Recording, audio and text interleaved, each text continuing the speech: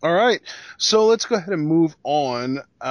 We had, let's see here. They did the announcement about how fans can vote, blah, blah, blah. And then Stephanie McMahon and Triple H came out and they revealed the new WWE World Heavyweight Championship, which would look absolutely perfect if it wasn't freaking bedazzled. But even the way it is, it looked really, really good.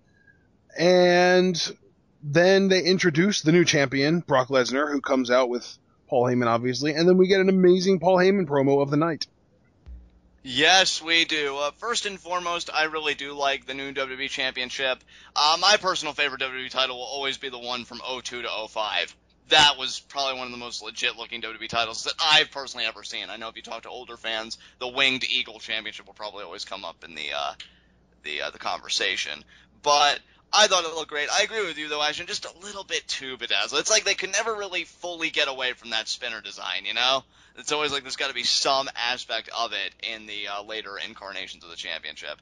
But that said, Paul Heyman comes out, and he does. He cuts that amazing promo. There were so many great lines here. I couldn't even really give it from point A to B.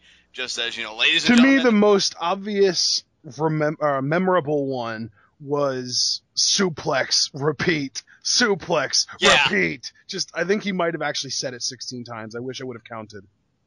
I think he did, dude. I think he did. And my two personal favorite moments, even though they, I guess, really didn't contribute much to the grand scheme of things in regards to the promo, is when Brock Lesnar looks over to him and he's laughing. He's like, I love it when you do that, man. Say my name again. Brock Lesnar. Yeah, that was awesome. That was great. And then Brock is just like this little 12-year-old kid who's just like, say my name again. That was good. Yeah, exactly. And then you have Paul just being like, my kids are John Cena fans, and that already pisses me off to begin with. I love you, Paul. I love you so much, it's criminal. Never change, Paul. Never change. Yeah, seriously.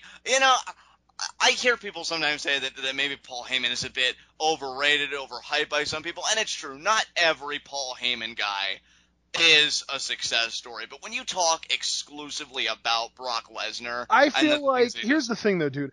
I feel like every Paul Heyman guy who was actually handpicked by Paul Heyman has been a success. Right. To me, that comes down to 4 people.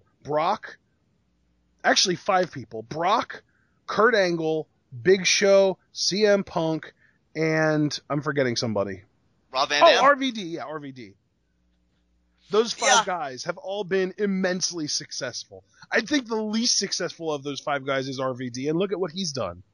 Exactly. I mean, we've got to look at the WWE being like, oh, we need a manager for Ryback, so let's give him to Paul. Or, oh, we need somebody to really hype up Curtis Axel, or back then it was frickin' McGillicuddy, because nobody's going to take him seriously otherwise, and we want to push him because he helped The Rock to get back into wrestling shape. Like, those weren't Paul Heyman guys. Those were WWE branded Paul Heyman guys.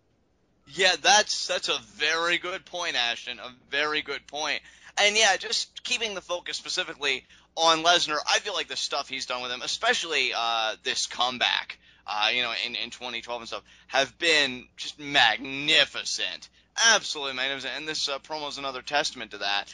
I remember just saying, John Cena, boo, is not here tonight. Yay! And yeah, he just said, I get it, because John Cena kept coming back for more, but, in the end, Brock put him down. He did this crazy thing where, he said John Cena thought he would be the one to defeat the one behind 21-1, but, he couldn't get the job done.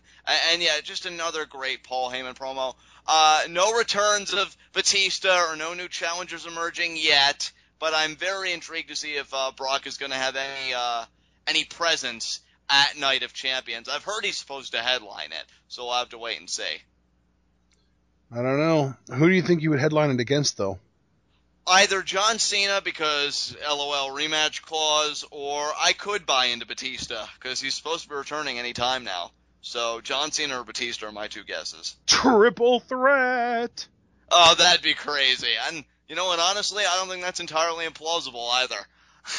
Because, the idea of Batista ever getting a fair one-on-one championship match, that just seems absurd. That's the whole reason. Dude, I was just going to say, it would be interesting if they had a triple threat, had Brock pin Cena, and then we get Brock Batista at Hell in a Cell. That could happen. I don't know how many dates Lesnar is supposed to work. I don't even know if WWE had any conversations about contracts and, hey, now that you're the champion, could you do any of this for us or this and that? So his situation, now that he has the freaking world title of all things, is going to be a very interesting conversation on all sides. But no matter how it plays out, Brock Lesnar just looks so freaking legitimate as our champion. There you go. All right, if you have nothing else to say about that, I guess we move on to the next segment. Which was our Intercontinental Championship match between The Miz and Dolph Ziggler. Just to kind of sum this up in a really succinct way, The Miz basically destroys Dolph Ziggler's right. Was it his right or his? No, it was his left knee.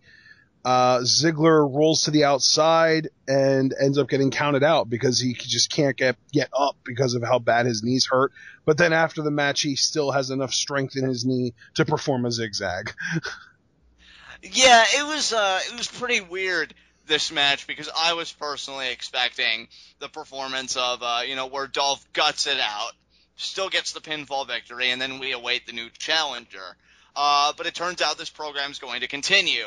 It seemed like a pretty weird finish, but it's one that necessitates the continuation of the feud, so I really don't mind it. It's cool to see Dolph actually execute the super kick more. I feel like he does it beautifully. And yeah, I thought he was going to be the victim of a huge post-match assault, which I might have almost preferred only because he's a babyface, and you should get your sympathy whenever you're really able to legitimately take it. But no, he's able to evade it with the zigzag, as you said, Ashton. So I guess we're set for another matchup at Night of Champions, which I can't even say I'm too miffed about. So Is it going to be at Night of Champions, though, or is it going to be just on random, Friday night on SmackDown? I think it would be Night of Champions because Miz is the clear-cut contender right now, and I don't know if they have anybody in the background, that could challenge for the championship. I'm seriously thinking maybe somewhere down the line Heath Slater will get a shot, but he didn't even appear on this Raw tonight, interestingly enough. See, and I'm thinking it might end up being Cesaro versus Ziggler. That would be the amazingness of that feud.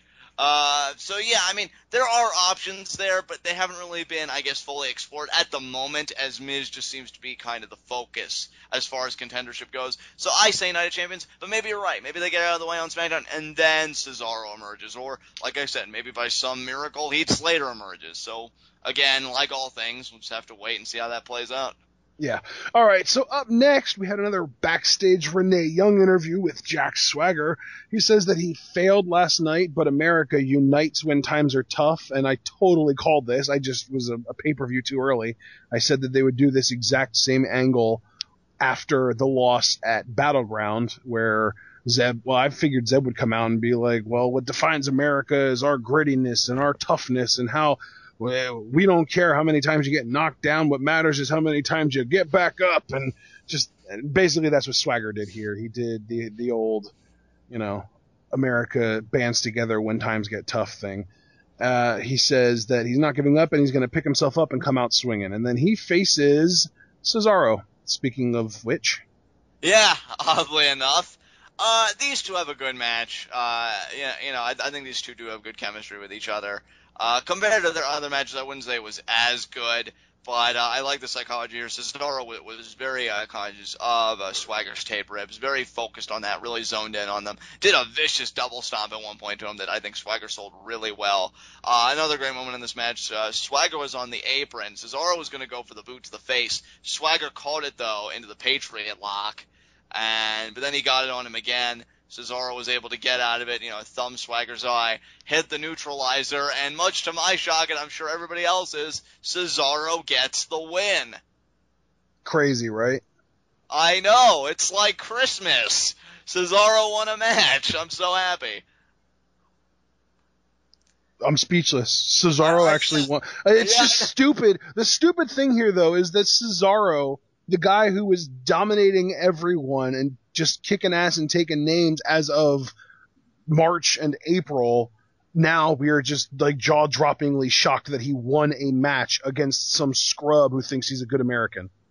And not only that, I do have to say this, because, you know me, if I don't see a fly in the ointment, there are going to be some things where I just feel like I have to put it there, and it is a nitpick.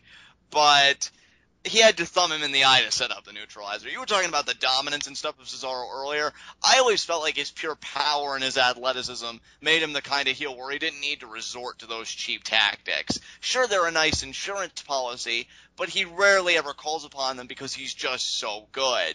And it sucks that he had to call upon it here to beat not only just Jack Swagger, who you've already said is just some scrub who thinks he's a good American, but an injured Jack Swagger, no less.